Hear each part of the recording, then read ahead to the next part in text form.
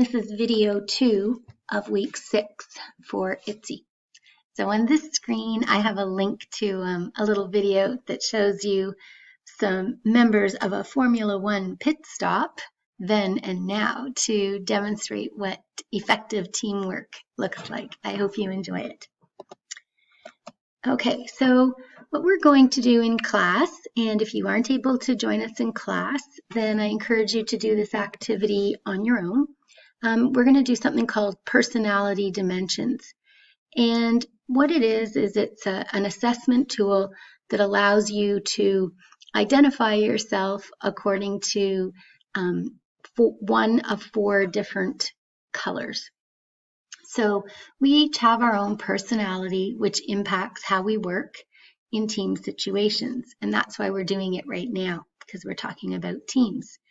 And our personality can impact how we interact with people of different colors who have different personality traits.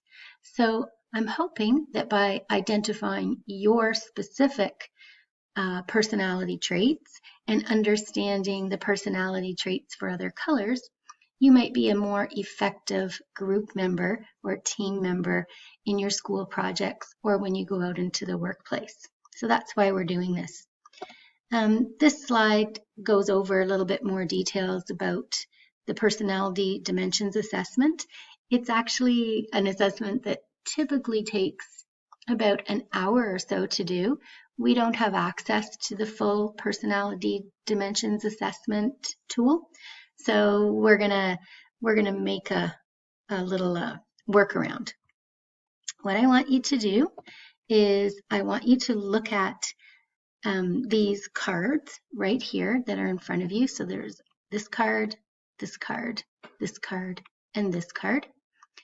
And I want you to consider the images that are on the cards and I decide which set of images best represents your interests, your preferences, or your values. And then order the 4 pictures from what's most like you to least like you. So if this picture resonates the most with you, then you would say green, 4. You're going to rank them as 1, 2, 3, and 4.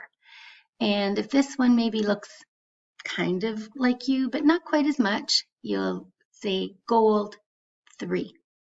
So continue doing that, and then we'll move on to the next part of the assessment. And that's going to conclude video 2.